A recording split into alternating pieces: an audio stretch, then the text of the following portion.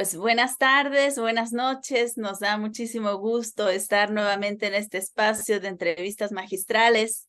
Y el día de hoy, bueno, como siempre, tenemos invitados increíbles y está con nosotros el ministro Jorge Arreaza, que bueno, es un personaje, un actor de la Revolución Bolivariana que realmente ha sido testimonio de todo este trabajo, de las dos gestiones que han pasado y bueno, pues yo quiero presentarlo. Pues primero, bienvenido, ministro. Muchas gracias, Katia. Un Eh, honor para mí. y bien, pues Jorge Alberto Arreaza Montserrat, él es un internacionalista, docente, político venezolano y ha ocupado pues distintos cargos en el gabinete del presidente Hugo Chávez y también en el gabinete del actual presidente Nicolás Maduro. Ha sido ministro de distintas áreas. Actualmente es ministro del Poder Popular para las Comunas y Movimientos Sociales, pero también ha sido vicepresidente de Venezuela, ministro de Relaciones Exteriores, del Poder Popular para la Ciencia y la Tecnología, de Educación Universitaria, de Industrias, de Minerías. Bueno, hay una gran experiencia ahí que tenemos el día de hoy, pues el honor de poder presenciar y que nos pueda compartir de esta experiencia. Para comenzar, a nosotros nos gustaría, digamos, entrar como en materia de Venezuela. Venezuela, como nosotros lo vemos siempre como un hermano mayor de América Latina, porque tiene una revolución que ha sido sostenida, que ha sido muy fiel y que se ha ido profundizando con el tiempo, lo cual no es sencillo, ¿no? Ha atravesado distintos momentos muy duros, y quisiéramos un poquito que nos hable de cómo se definiría el proyecto de la Revolución Bolivariana hoy en día. Muchas gracias, Katia. Un honor. Bueno, hablar de la Revolución Bolivariana hay que contextualizarlo siempre en Venezuela, ¿no? Porque no son emulables sencillamente los procesos revolucionarios. Venezuela nos correspondió hace 200 años aquella generación de hombres y mujeres que enfrentaron al Imperio Español en la vanguardia de nuestra América y lograron la independencia, ¿no? Por alguna razón nacieron aquí Francisco de Miranda, Simón Bolívar, Antonio José de Sucre, Rafael Urdaneta y tantos otros y tantas otras que estuvieron pues al frente de un proceso que marca mucho la venezolanidad. El venezolano es, como decimos nosotros, cimarrón, es rebelde, es insurgente por naturaleza y está siempre dispuesto a arriesgar todo lo que tenga que arriesgar por su libertad. Y, por supuesto, hablar en consecuencia de una revolución bolivariana 200 años después, en una Venezuela que fue sometida a un experimento capitalista colonial muy perverso, porque como país petrolero, la División Internacional del Trabajo le dio un rol a la burguesía venezolana, a los gobernantes venezolanos, de producir petróleo, de extraer petróleo crudo y exportar petróleo crudo. Y ese era el rol que deberían cumplir y no lo harían tampoco propiamente los venezolanos, sino a través de las transnacionales. Luego eso derivó en una nacionalización en la década de los 70, pero falsa nacionalización al fin de la industria petrolera. Todo el petróleo como un producto casi exclusivo de un país, lo que generó fue una cultura, una manera de pensar que giró en torno a esa producción petrolera. Entonces, esa mezcla rara de un pueblo irredento, de un pueblo rebelde, pero sometido a una cultura acomodaticia, lejana a la cultura del trabajo, abandonando los campos, abandonando incluso la industrialización, y cómo en ese mar de contradicciones el neoliberalismo en la década finales de los 80, principios de los 90, bueno, hace que explote la olla de presión y sale el pueblo a las calles, consigue un liderazgo político, aunque militar en principio, y se desata pues un proceso indetenible. Pero quizá, Katia, y lo más importante es que la nuestra, la revolución bolivariana del finales del siglo XX, principios del siglo XXI,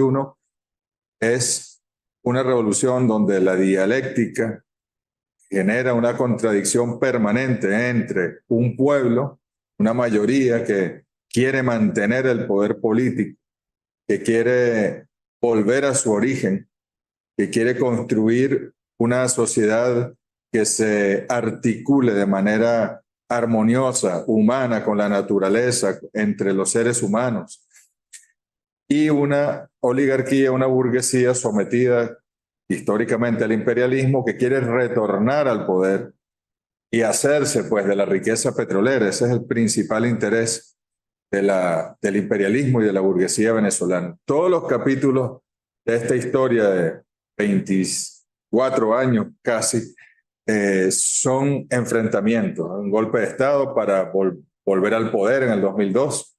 Nombraron al jefe de la patronal empresarial como presidente, un proceso de ataque a la industria petrolera en el 2002-2003 para hacerse o para impedir que la revolución bolivariana tomara control de la industria petrolera, unos procesos referendo revocatorio de nuevo para volver, tratar de forzar la barra y volver al poder. Y bueno, y lo que hemos vivido en los últimos años, el bloqueo de los Estados Unidos y sus países lacayos, las sanciones, todo esto tiene por detrás el gran proyecto de retorno de la burguesía al poder, control de los recursos naturales venezolanos que irían directamente a engrosar el sistema capitalista del norte y, por supuesto, neutralizar una revolución ideológica, una revolución descolonial que se ha desarrollado muy a pesar de los grandes centros de poder capitalista en el mundo. Entonces, yo creo que hablar de revolución bolivariana al mismo tiempo es hablar de democracia, democracia real. Hablar de revolución bolivariana es democratizar el acceso a la salud, a la educación, a la vivienda, a la alimentación, a los derechos sociales, que todos puedan tener acceso universal a esos derechos y que además se organice el pueblo para tener el suficiente poder para garantizar esos derechos en el territorio. El presidente, el comandante Hugo Chávez llamó a esto el socialismo bolivariano del siglo XXI, y efectivamente es un socialismo que se construye no necesariamente en la fábrica, en la contradicción obrero-patronal, donde también se construye, sino en el territorio, en la contradicción de una sociedad que no se ha entendido históricamente con su madre tierra, con su entorno inmediato, que no se encuentra a sí misma por un sistema que le impone la mezquindad y el egoísmo, y construir allí con otros valores y con otros procesos materiales y espirituales una revolución desde lo más íntimo, desde el territorio donde todas y todos habitamos. Eso es como por darte un abreboca, lo que para nosotros es la revolución bolivariana. Claro, y yo quisiera, digamos, en este punto retomar justamente el proyecto tal y como lo fue denominado como un Estado comunal, y además precisamente recordando este encargo, ¿no?, que usted tiene el día de hoy como ministro de Comunas, y que es un ministerio que tiene que ser transversal, ¿no? O sea, que tiene que atravesar a todos los ministerios, porque bueno, yo recuerdo muy bien ese discurso en donde Chávez justamente planteó el giro, el golpe de timón, y que dijo: tenemos que comunalizar esta revolución y las comunas tienen que ser el centro de todo, ¿no? Tenemos que tener comunas, decía, en todos lados. Tenemos que cada uno de nuestros ministros tiene que estar articulado a alguna comuna. Y esto también tenía que ver con el hecho de que de pronto el socialismo, digamos, corre el peligro de volverse una palabra, ¿no?, un mote.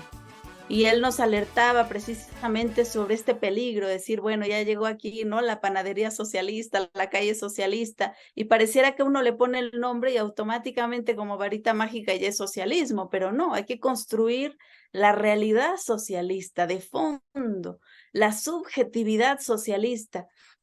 Y esto pasa justamente por comunalizar el poder. Entonces, nos gustaría muchísimo que nos pudiera adentrar sobre este proceso de construcción del Estado comunal y del trabajo que se está haciendo hoy en el Ministerio de Comunas. Sí, efectivamente, Katia. Tú te refieres a la intervención del comandante Chávez el 20 de octubre del año 2012, después de la victoria electoral, su última victoria electoral, el 7 de octubre, donde él le hacía un gran reclamo a su gabinete de gobierno, porque si bien avanzábamos en derechos, en vivienda, en educación, en cantidades de escuelas, etcétera, no estábamos acompañando ese proceso de la organización popular, del saldo político organizativo en el territorio, la comuna.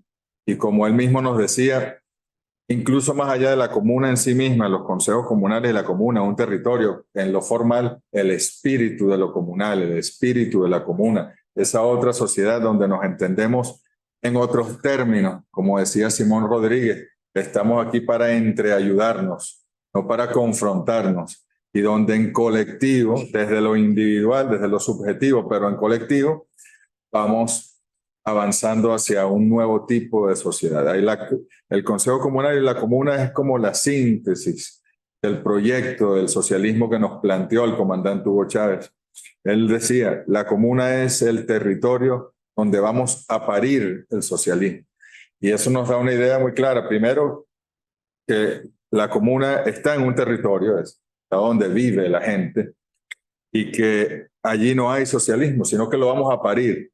Hay algunas costumbres, algunas señales históricas de nuestros pueblos que son eminentemente colectivas y socialistas, pero el sistema como tal pervirtió todo aquello, lo que nos hace volver a nuestra esencia y construir un proyecto socialista en el territorio. Cuando escuchamos en los medios de comunicación el socialismo en Venezuela fracasó, eso es un poco más que un absurdo, porque el nuestro es un proyecto pro-socialista.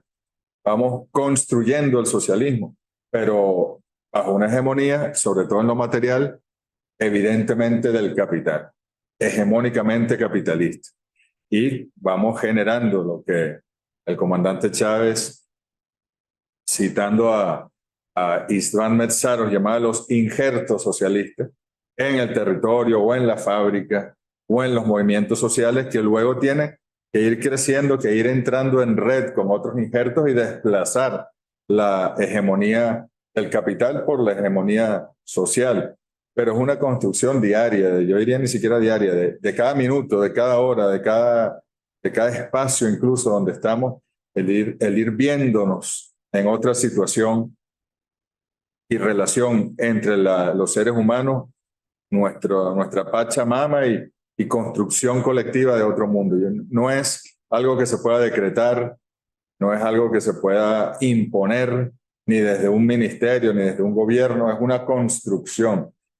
Y hay, como seguramente cuando tú nos has visitado y cuando nos visitaste con el profesor Ramón Grossfogel, hay experiencias muy exitosas como hay otras que no, porque hay unas donde el capitalismo se resiste y penetra la misma comuna en lo económico, en su organización económica o incluso en su organización política y destruye el proyecto, lo contamina y lo destruye. O sea, es un reto, es un desafío, pero que ha ido avanzando a pesar de todas las dificultades, como tú lo decías. Una comuna hoy en 2022 que funcione, digamos, bien, es una comuna mucho más y profundamente más socialista de lo que era esa misma comuna hace 5 años, hace 6 años, hace 10 años.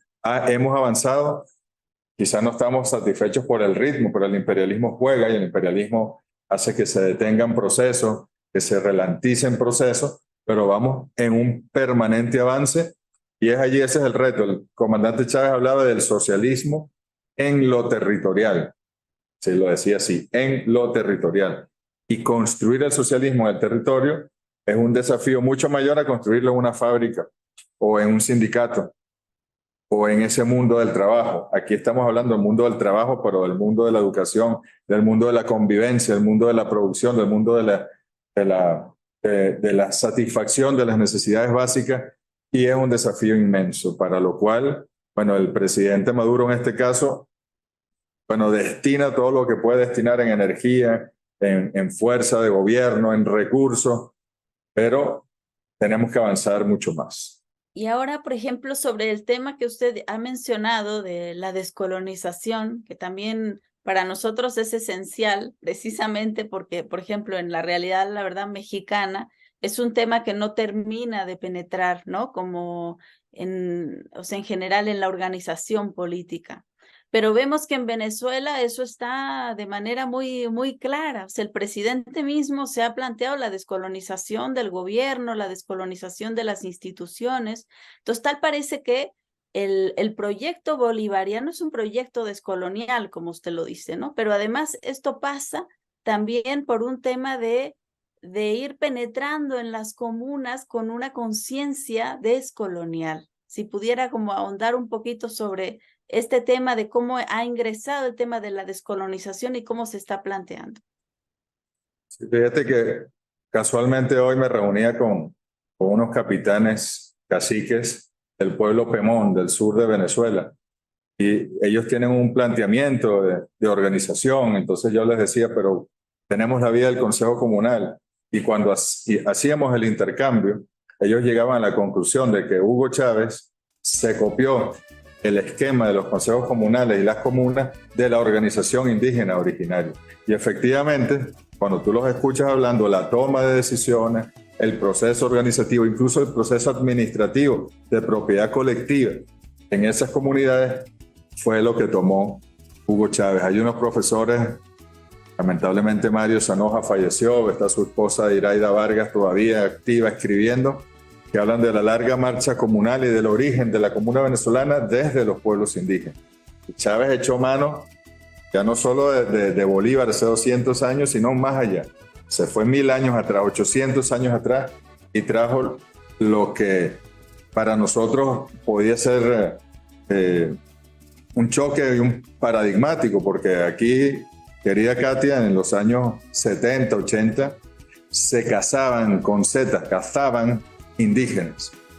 La oligarquía tenía indios y los liberaba y los iban cazando con fusiles, y estaban absolutamente invisibilizados, estaban absolutamente discriminados. Cuando nos pone a construir y organizar nuestro pueblo desde la raíz indígena, bueno, ahí genera una transformación real, ¿no? Entonces, es un proyecto descolonial.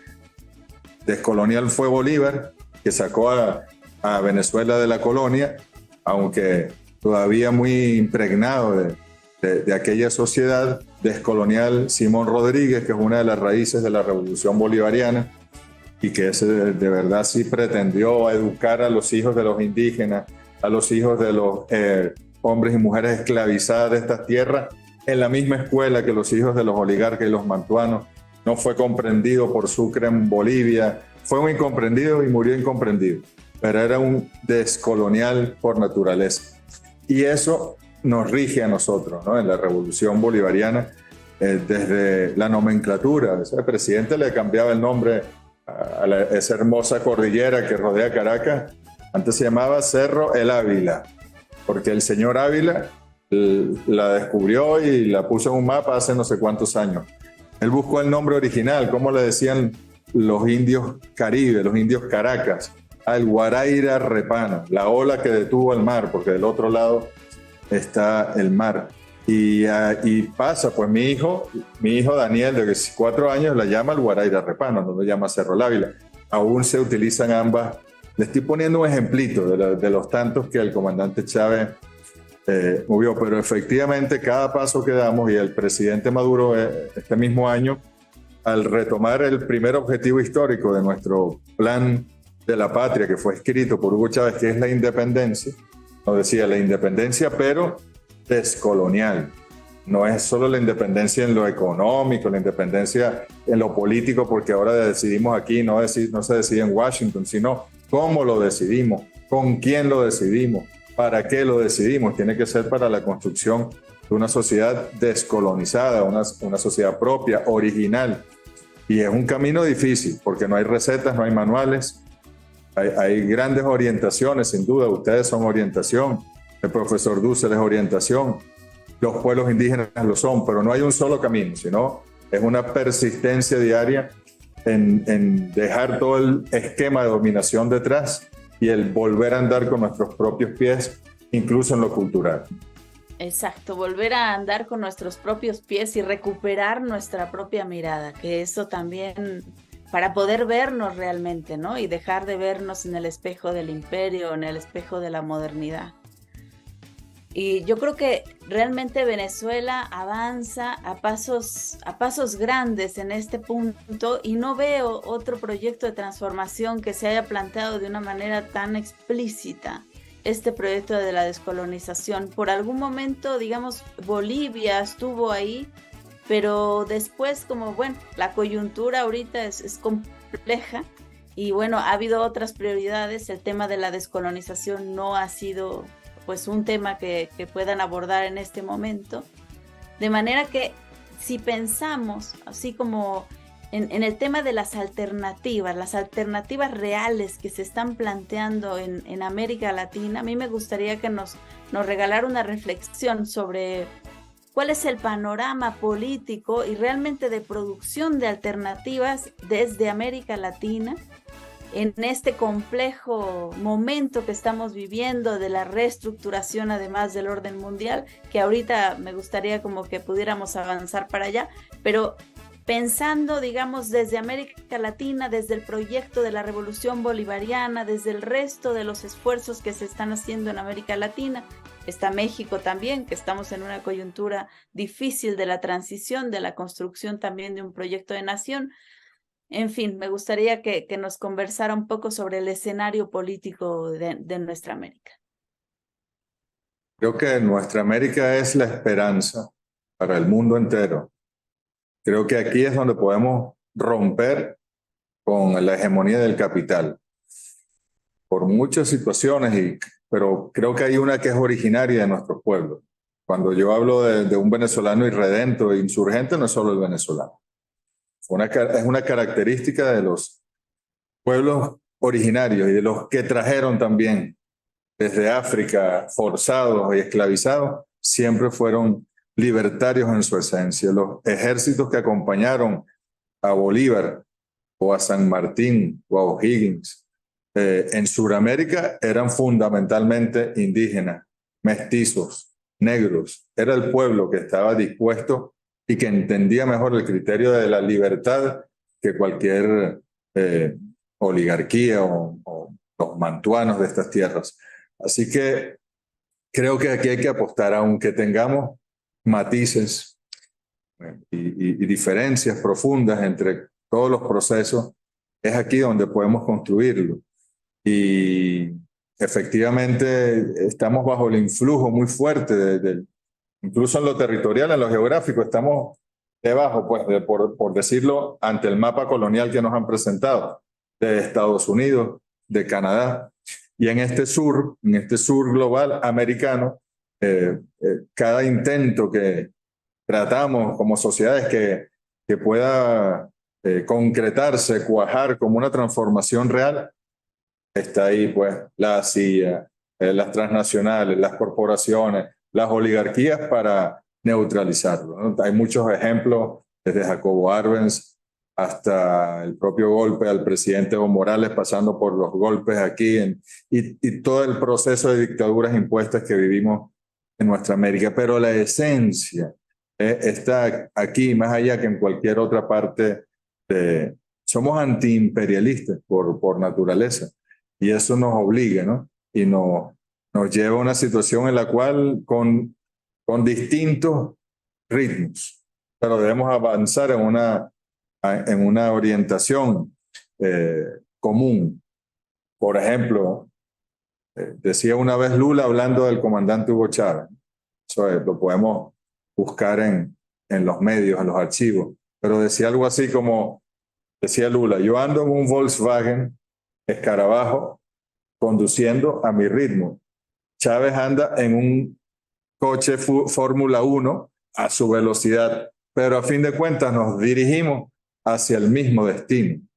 Cada uno en su proceso, cada uno en su ritmo, cada uno con sus peculiaridades, pero vamos hacia la liberación, la igualdad, la independencia, la descolonización. Entonces creo que es aquí en América Latina y creo que a los pueblos les corresponde. Creo que los países donde hay mayor población indígena tienen mayor compromiso incluso de apoyar en este proceso histórico. Creo que la CELAC como instancia de integración, todavía no de unión, pero sí de integración de nuestros países, debe fijarse metas claras en lo político, en lo social, en lo estratégico, para avanzar en esa dirección y estamos contra el reloj. O sea, aquí no podemos estar pensando cómo hacerlo 500 años. Aquí tenemos que dar pasos firmes hacia esa nueva sociedad independiente, descolonial, nuestroamericana, que rompa las cadenas, porque se juega aquí, tal vez, Katia, y lo decimos sin ningún tipo de arrogancia ni pedancia, pero creo que depende de estos pueblos, de los pueblos de este continente, que la humanidad pueda seguir existiendo o no. Y tenemos que poner el pecho y arriesgarlo todo para, no solo por nosotros, sino por la humanidad toda, para que podamos vivir con otros códigos, con otros valores, con otras relaciones y que podamos de verdad apostar a la felicidad y a la libertad. Y eso es posible, pero va a ocurrir primero en América Latina y América Caribeña.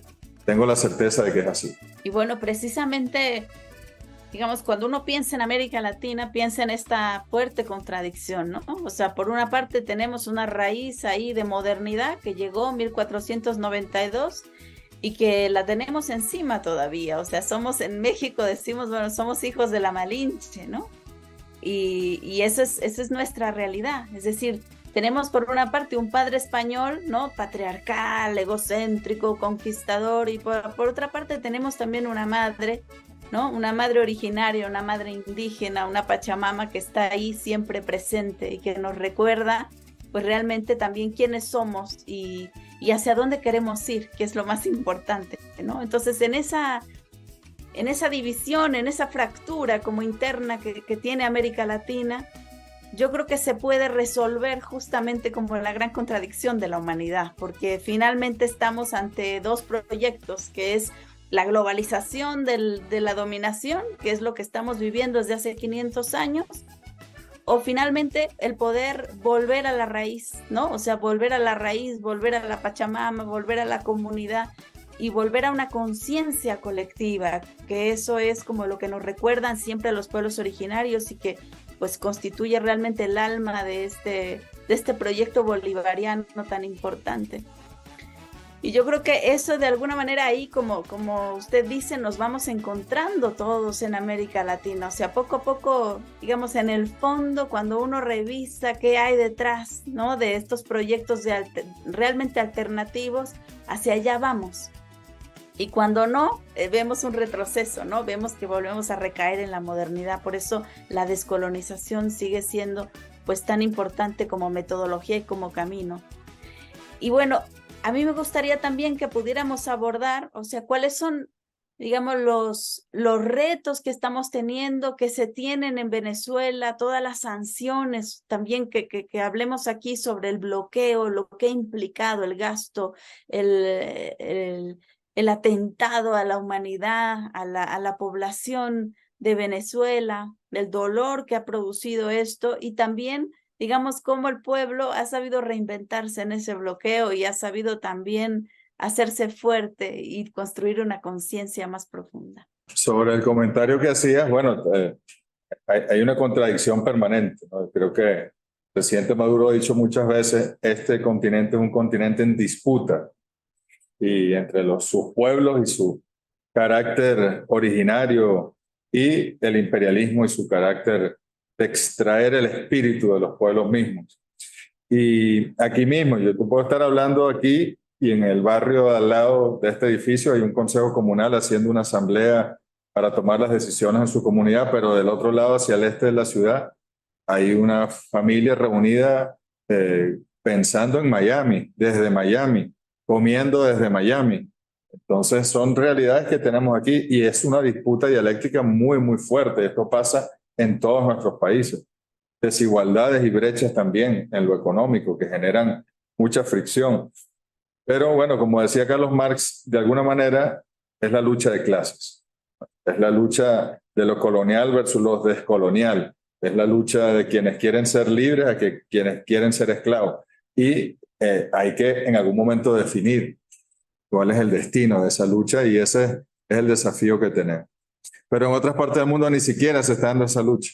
O se puede estar dando, pero con una diferencia en la correlación de fuerzas astronómica que anula cualquier posibilidad. En América Latina creo que los pueblos tenemos la correlación de fuerza suficiente para ganar esta disputa y hacernos del futuro y del futuro de la humanidad.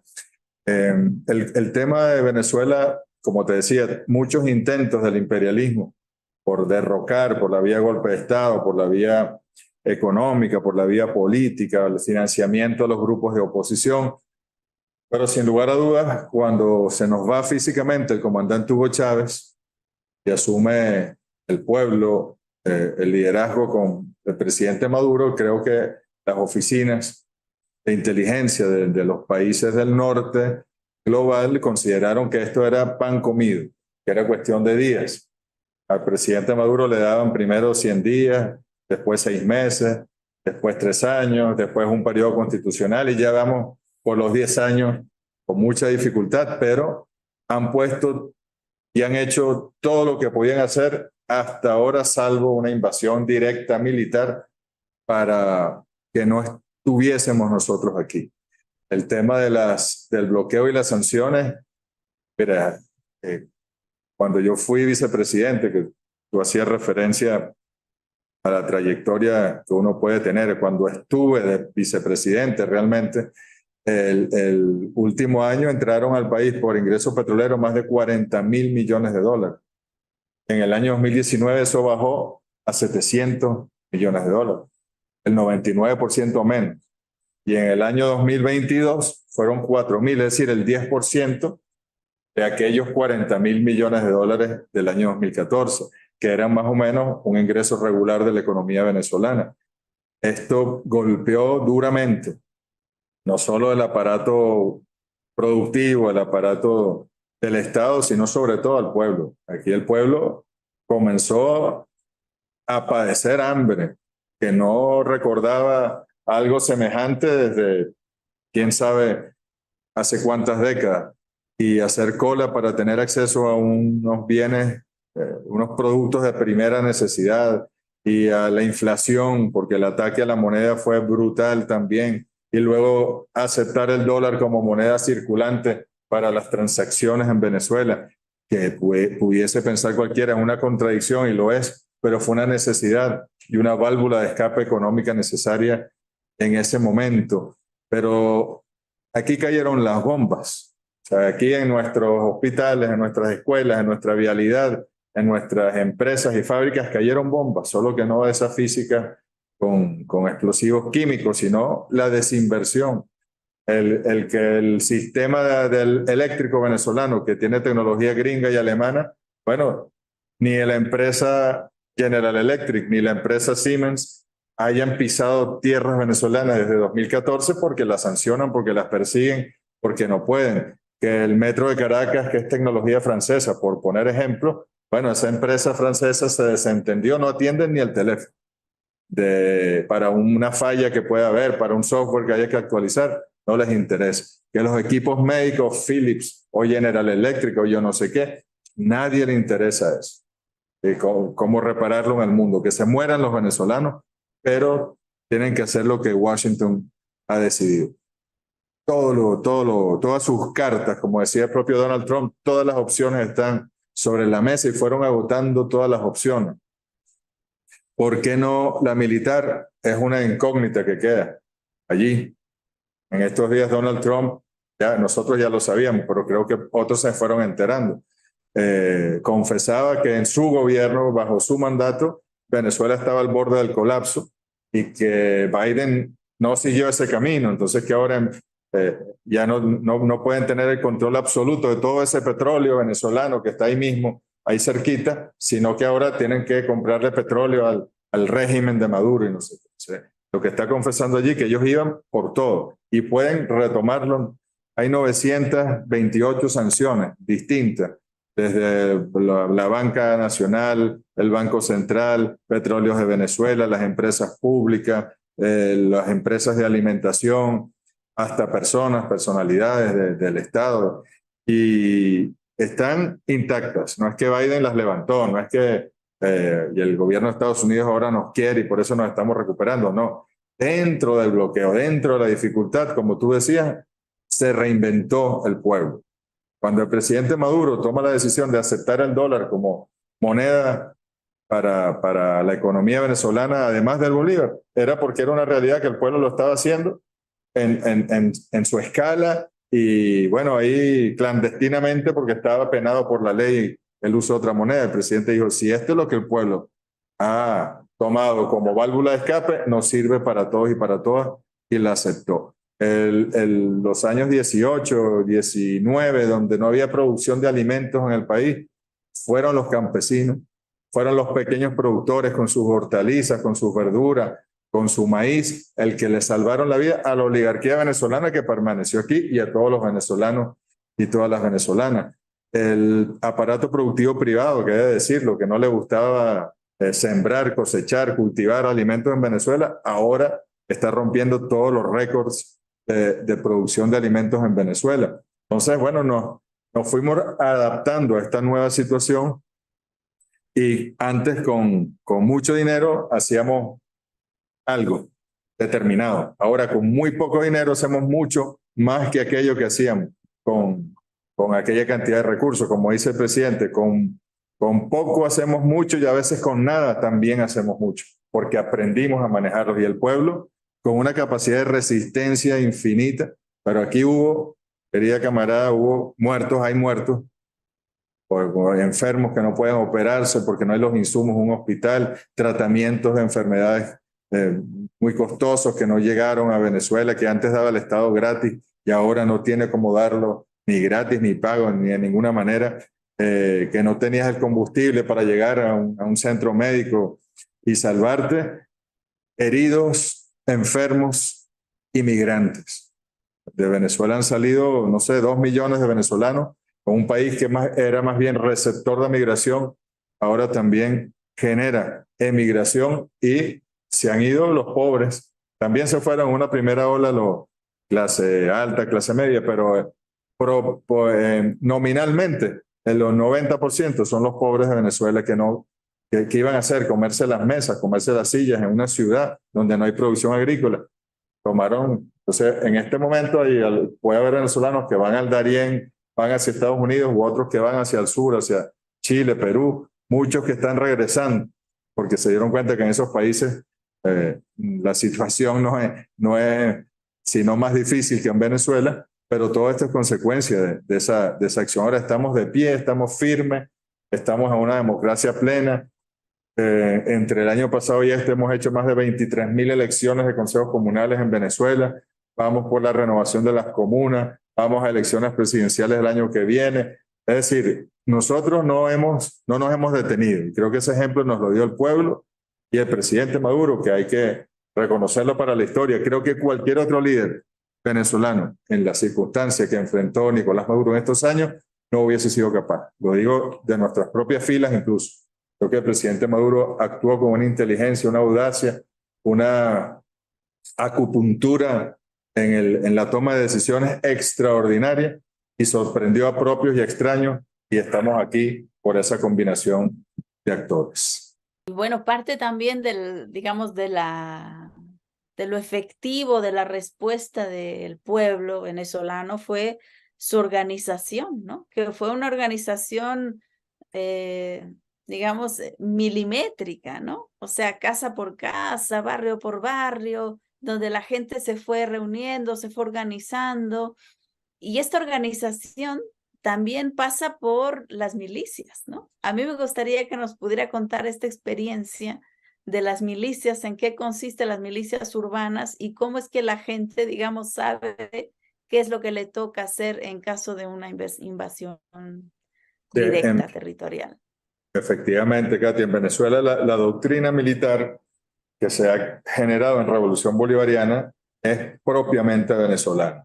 Aquí aquello de aquellos efectivos militares que se graduaban en las escuelas de Estados Unidos o en la Escuela de las Américas y que venían a imponer la doctrina de seguridad nacional de Estados Unidos, las hipótesis de conflicto con vecinos que le convenía al imperio norteamericano, todo eso fue desechado. Una de las primeras decisiones que tomó el comandante Hugo Chávez en 2001 fue expulsar del fuerte Tiuna, que es el fuerte donde están la representación de nuestra Fuerza Armada, expulsar a la Oficina de Cooperación Militar de Estados Unidos que estaba allí y que eran los que comandaban realmente al ejército venezolano.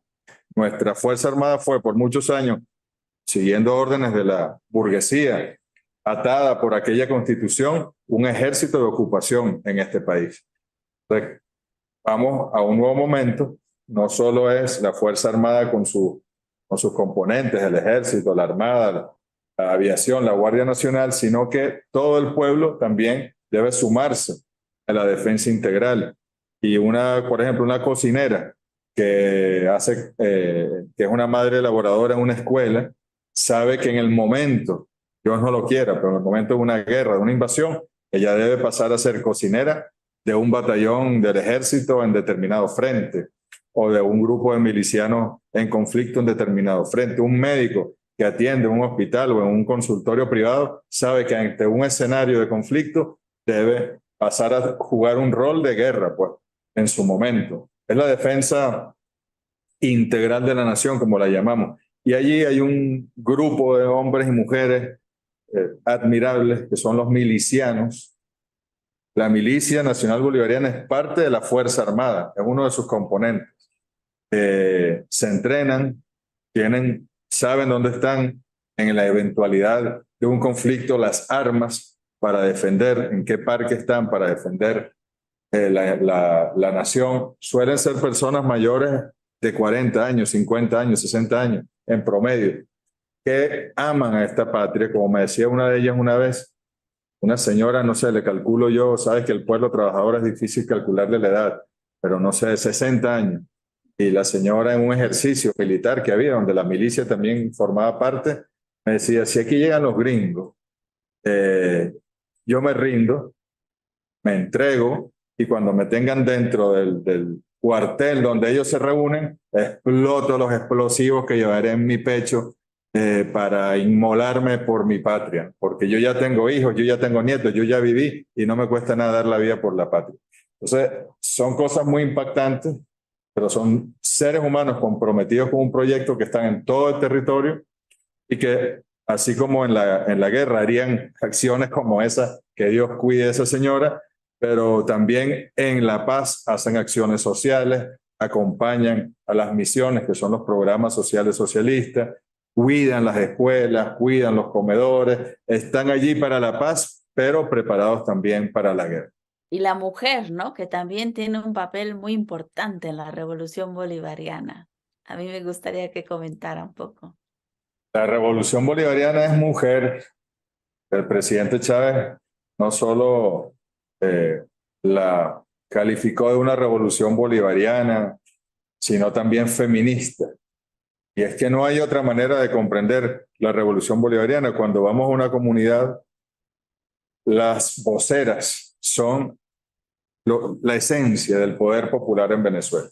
Hay, por supuesto, hombres integrados, incorporados, pero, por ejemplo, en los consejos comunales, la última estadística que yo vi, creo que era cerca del 67% de las vocerías nacionales, que son más de 3 millones de personas, son mujeres. Y en las estructuras de los partidos revolucionarios son las mujeres las que están también al frente y con un coraje y una valentía que no tenemos los hombres. Yo no tengo ningún problema en reconocerlo. Es una capacidad de cuidado, de protección, de amor, de blindaje, ¿no? De lo que aman, entre ellos su patria, su pueblo, su sociedad, su comunidad, que no tenemos. Están hechas para la vida, están hechas para la protección de la vida y con una entrega, una pasión que hace única la revolución bolivariana. El presidente Maduro muchas veces ha dicho, pero ya los tiempos dirán y las condiciones y las circunstancias determinarán, que él le gustaría entregarle la banda presidencial a una mujer revolucionaria para que sea la próxima presidenta de Venezuela, como señal de que se lo merecen, porque son las que están en la vanguardia y las que están dando la vida permanentemente. Qué maravilla, pues nos hace estremecer con todo esto que nos cuenta. Y bueno, yo quisiera que fuéramos avanzando al tema ya, digamos, de la integración latinoamericana, ¿no? De la CELAC. Usted también ha tenido ahí un trabajo muy importante como canciller y pues por varios años ha acompañado esa empresa, pero digamos, lo que hay de organización en Venezuela nos falta realmente todavía en el ámbito de la CELAC. Y el otro día recordaba María Fernanda Barreto algo que me gustó muchísimo. Ella decía que el comandante Hugo Chávez decía que no teníamos que avanzar solamente a la integración, porque también cuando un tiburón se come a una pequeña sardina, pues también la sardina se integra al tiburón. El problema es la unidad, o sea, la construcción realmente de la unidad y de relaciones, digamos, de respeto, incluso también de relaciones de solidaridad y de comunidad. Sin lugar a dudas, Emma, para nosotros en Venezuela la unión de los pueblos de nuestra América ha sido la razón de ser, incluso de la patria toda. Si buscamos en la literatura venezolana, nos decía Arturo Uslar Pietri, que no era un analista de izquierda, sino todo lo contrario, pero un hombre muy sabio y muy valioso, nos decía que si buscamos en la literatura venezolana la palabra Venezuela, aparece muchas menos veces en los tiempos de la independencia que la palabra América o que la palabra Colombia, porque el Bolívar estaba liberando Venezuela, pero con la vista puesta en el resto de la liberación de América del Sur. De hecho, la primera batalla no es la de Carabobo en Venezuela, la primera batalla, 1819, es la de Boyacá en Colombia, lo que hoy es Colombia, y luego es que viene a Venezuela, y luego va al sur, y ya tenía proyectos Bolívar para ir a liberar a Cuba, a Puerto Rico, en el Caribe, solo que no le dio la salud ni las circunstancias se lo permitieron. Pero de verdad, somos el continente más integrado desde el punto de vista cultural, que compartimos un solo idioma no desde México, desde lo que es mexicano, que los gringos se robaron, desde California, desde Texas, todo eso, hasta la Patagonia. Tenemos al brasileño ahí, el portugués, que habla un idioma muy parecido, que nos podemos entender tranquilamente. Algunas partes anglófonas y francófonas en el Caribe, pero no hay nada, incluso desde el punto de vista cultural, religioso. O sea, la mayoría de los latinoamericanos son cristianos, la mayoría. Tienen costumbres parecidas, tienen alimentos parecidos, tienen conductas parecidas, aproximaciones a la Pachamama parecidas, orígenes comunes como son nuestros pueblos originarios. Y precisamente tenemos debajo de esos hombres y mujeres en esa tierra todos los recursos naturales que necesita el capitalismo para desarrollarse ferozmente. Entonces, nuestra unión es una necesidad para protegernos, para existir, para que podamos orientar incluso el destino de la humanidad. Entre África y América Latina pudiésemos conducir los grandes destinos de la humanidad, porque somos los que tenemos en nuestros subsuelos y suelos los grandes recursos naturales que ameritan y podemos direccionar, dosificar para reorientar los procesos productivos, para reorientar las bases materiales del mundo hacia sociedades distintas. Así que creo que la CELAC no fue más que el retomar el planteamiento de Bolívar del Congreso Anfictiónico de Panamá, que ya lo pervirtieron los Estados Unidos con su presencia allá en Panamá, previendo, llamaban los Estados Unidos a aquellas naciones que se reunían potencias. O sea, nosotros éramos las potencias, no era Estados Unidos la potencia, ellos mismos así lo reconocían hace 200 años. Así que ahora nos corresponde, efectivamente, creo que la integración podemos verla como un paso previo a la unión. Si hay un esquema hermoso, creo que puede ser el corazón de todos los procesos de integración de nuestro continente, es la alternativa bolivariana para los pueblos de nuestra América, el ALBA. El ALBA, que fue creada por los comandantes Fidel Castro y Hugo Chávez, va mucho más allá de lo que entendemos por integración. El ALBA, sus indicadores son cuántas vidas han salvado sus médicos, cuántas personas se han alfabetizado, cuántas personas han recuperado la vista, cuántos alimentos estamos intercambiando, cuántas viviendas estamos construyendo en los distintos países, cómo vamos integrando y complementando nuestras economías, no para que compitan, sino para que se encuentren y se complementen. Si eres otro criterio, creo que el ALBA fue una creación heroica que está allí como referencia, y luego hay otros procesos que derivan todos en la gran apuesta de la CELAC, la Comunidad de Estados Latinoamericanos y Caribeños. Y yo creo que México, por ejemplo, hizo un muy buen papel estos años difíciles, donde trataron de usar a Venezuela para destruir la CELAC, donde aparecía o se decía que iba a asistir Nicolás Maduro, no iban los demás presidentes. Donde aparecía el canciller de Nicolás Maduro, se retiraban los demás cancilleres. No se podía lograr acuerdos, no se podía ni en lo científico, ni en lo educativo, mucho menos en lo político o en lo económico. Es decir, estaban prácticamente mataron la UNASUR, que ahora el presidente Lula está tratando de reconstruirla. No sabemos si la propia UNASUR o algo afín, y detuvieron pues muchos procesos que ya iban en marcha desde la primera gran década de este siglo, y sin embargo hemos vuelto. De nuevo está la CELAC ahí con fuerza, de nuevo está Brasil, está México, está Argentina, está Venezuela, están el resto de los pueblos y países. Somos hegemónicamente más, pero además con una idea clara de hacia dónde debemos dirigirnos. Creo que la unión de nuestros pueblos pudiese significar un gran polo de poder en este mundo multipolar que se está conformando, insisto, además con los recursos naturales que nos permitirían tener ese poder para decidir en el mundo, en realidad. Y si tenemos claridad estratégica, claridad política de hacia dónde debería dirigirse este continente, bueno, podríamos estar protagonizando los próximos siglos de la historia de la humanidad. O sea, es como si Venezuela hubiese nacido ya con el proyecto, ¿no? O sea, nació con el proyecto de nuestra América, de construir la patria grande. O sea, es entonces como parte de su espíritu, de ir llevando esa revolución, ¿no? a todos lados. Y me da mucho gusto porque además yo creo que cuando uno realmente ingresa y quita, ¿no? Todas las nubes de medios de comunicación que nos están metiendo todo el tiempo noticias tergiversadas sobre Venezuela, o sea, cuando uno logra disipar todas esas nubes y realmente se encuentra con el corazón de la revolución bolivariana, uno no puede sino empezar a latir desde ahí. Así que yo me siento muy, muy comprometida con esa revolución, la verdad. Y yo creo que muchos también de los que participan, ¿no? en este movimiento de Morena, ¿no? que ahora estamos también debatiéndonos en cómo continuar y cómo profundizar, porque se han hecho cosas importantísimas, pero no basta, ¿no?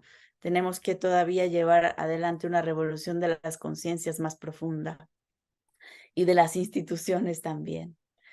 Y bueno, pues digamos, en este ir construyendo alternativas, quisiera que pudiéramos concluir con este tema, que también es un tema muy espinoso, el tema del nuevo orden mundial, porque bueno, también el imperialismo se profundiza, ¿no? También el imperialismo está viendo cómo rearticularse, cómo rearmarse ante un proyecto, digamos, capitalista, neoliberal, moderno, que no va más, ¿no? Que los pueblos cada vez nos queremos de una manera más franca quitar de encima. O sea, ya no puede poner una cara amable el capitalismo, o sea, está completamente desautorizado en todos lados.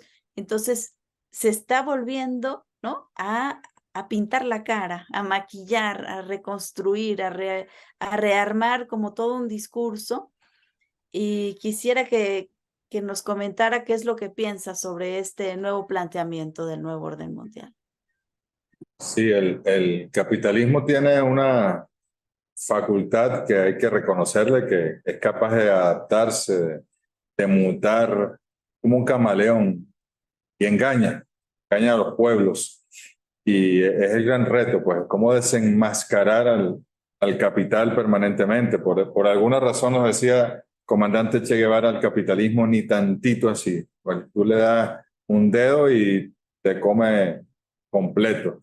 Entonces creo que este nuevo orden mundial, primero estamos viendo un mundo hegemónicamente capitalista, un capitalismo opresor por naturaleza, guerras interimperialistas, intercapitalistas y situaciones que nos ponen a veces en el borde de la seguridad global. Pero efectivamente en este momento tratan de mimetizarse con supuestos trajes de derechos sociales, de derechos ecológicos, de una especie de progresismo en el capitalismo que se expresa hasta en el foro de Davos, cuando todos sabemos que eso no es más que una manera de buscar que la opinión pública mundial sea engañada una vez más. Esos gobiernos no son gobiernos. Aquí mandan las corporaciones. Aquí el gobierno mundial es el corporativo. Así como dijo Dwight Eisenhower, que los Estados Unidos estaba gobernado por un complejo militar industrial. Bueno, el mundo está gobernado hegemónicamente por un complejo militar, industrial, financiero, tecnológico, etcétera, que tiene expresiones políticas. Hay unos gobiernos por ahí, unos señores que van unos señores 10 señores que piensan todos igual a unas elecciones, quedan 2 al final y uno de esos gana, ¿no? Señores, por lo general, pocas mujeres, aunque también las han incluido para hacerse ver feministas. A veces pierdan el tiempo, con todo respeto, en algunos de esos países discutiendo leyes a favor de unos derechos de una población ínfima y ¿dónde queda la lucha? ¿Dónde queda la lucha de clases? ¿Dónde queda la liberación como proyecto histórico, ¿no? Entonces, creo que hay que estar muy alerta, porque incluso están planteando con esta tesis transhumanista, ¿no? Bueno, que vamos a hacer un nuevo tipo de ser humano, ¿no? Nuevos tipos de seres que vamos a fabricar, a crear, incorporándoles tecnologías y chips, y lo que van es a generar un mundo de autómatas, de nueva esclavitud por vía tecnológica. Los aparatitos estos, celulares, móviles, nos esclavizan de alguna manera ya. Imagínense ustedes con el desarrollo de las tecnologías. Así que creo que hay que estar muy alerta, y creo que solo volviendo a nuestros orígenes, creo que solo desconectándonos en parte de esas tecnologías, ¿no? No es absoluto, utilizándolas para el bien, utilizándolas para lo hermoso, para la vida, podríamos nosotros evitar, y creo que eso solo va a ocurrir en América Latina. Por eso yo te digo, es aquí la gran esperanza del mundo, desde mi punto de vista, está en el sur global, y dentro del sur global en América Latina y el Caribe. Creo que nosotros tenemos esa conciencia, tú decías colectiva, el comandante Chávez decía conciencia popular, para entender que o hacemos las cosas de otra manera y volvemos al origen, o sencillamente no va a haber humanidad, no va a haber mundo, no va a haber, bueno, habrá Pachamama, quién sabe en qué estado la dejaremos de gravedad, pero no estaremos afortunadamente en ese escenario nosotros presentes. Entonces creo que antes de que el capitalismo vuelva a mutar y se vuelva a adaptar, hay que entender que hay que liquidarlo, que hay que ponerle fin, que hay que convertirlo en un mal recuerdo al capitalismo, un mal recuerdo de aquella historia y poder construir una sociedad, una comunidad mundial con otras características. Tenemos los suficientes recursos, aunque hay mucha población en el mundo, no hay una sobrepoblación todavía. Estamos a tiempo de proteger a nuestra madre tierra, a tiempo de ralentizar el cambio climático. Así que bueno, no es fácil, no hay recetas, no hay manuales, pero hay conciencia en este continente y estoy seguro que vamos a avanzar en esa dirección y que este reordenamiento que vemos del mundo ahora multipolar nos da incluso esa posibilidad de evitar que un hegemón imponga, que un pensamiento único se decrete y que podamos ir abriendo espacios, sobre todo en el sur, para salvar a la humanidad, Katia. Estoy seguro que es posible. Pues muchísimas gracias. Y yo justamente estaba pensando, ¿no? En esto que usted dice de desconectarnos digamos, de esos aparatos y conectarnos más en comunidad, ¿no? La conexión tiene que ser, pues, humana y de vida, sobre todo. Y es curioso que, digamos, se esté pensando esto del transhumanismo, porque de alguna manera también, digamos, como alternativa, aparte de las cosas que trabajamos desde el giro de colonial, es que necesitamos transformar el ser humano, ¿no? O sea, decimos lo mismo, pero no decimos lo mismo. O sea, se está planteando como transformación del ser humano, pero realmente, y por eso es tan difícil, yo siento que en este momento hay una gran confusión y que en general la izquierda necesitamos, ¿no? O sea, hacer un trabajo mucho más profundo de todo este nuevo lenguaje que está apareciendo, porque hay lenguaje analógico, ¿no? Que en el ambiente pareciera nombrar, ¿no? Esto que usted dice, ¿no? Las libertades, ¿no? El foro de Davos de pronto parece bien casi socialista, ¿no? En sus planteamientos, por la libertad, por la justicia, por la igualdad. Pero cuando uno ya se pone a ver, ¿no? O sea, en concreto, ¿qué significa eso?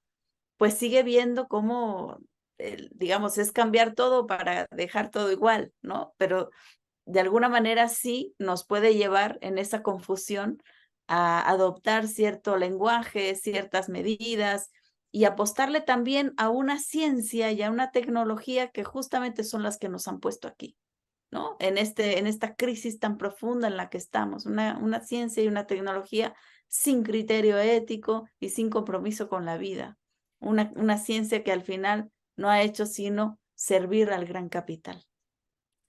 Pues nos gustaría si nos pudiera regalar unas últimas palabras para despedirnos. Bueno, como bien lo dice, ¿no? Creo que esos son los desafíos cuando vemos el avance de la inteligencia artificial. Nos atemorizamos. ¿Quiénes la generan? ¿Para qué la generan? ¿Qué buscan? ¿No? Con eso, en estos días en una asamblea, en un consejo comunal, una señora nos decía, bueno, ante la inteligencia artificial, inteligencia comunal, inteligencia real, ¿no? Diría inteligencia original, ¿no? Y creo que, ¿qué es eso? Creo que la gran inteligencia colectiva, que es la gran conciencia colectiva de nuestros pueblos, debe entender que estamos en momentos definitivos, ¿no? Y creo que además México y el, la cuarta transformación y el liderazgo que está allá deben entender que es México, bueno, que es una fuerza en este continente, que están ahí en frontera con el territorio principal de las corporaciones capitalistas y que tenemos que en este momento tomar las decisiones, hacer los cambios, quebrar los procesos, porque es que no hay. O sea, si de Bolívar a Chávez transcurrieron 200 años, de Chávez al próximo Chávez, hablando de Venezuela, ya no habrá humanidad. No tenemos el tiempo. Y las tecnologías y el capitalismo mutan, se adaptan, avanzan, se aceleran. Entonces, o le ponemos un freno al capital hoy, o el capital le pone un freno definitivo a la humanidad y la desaparece. Creo que hay que asumirlo, las juventudes, Yo te confieso, Katy, en estos días he visto redes sociales.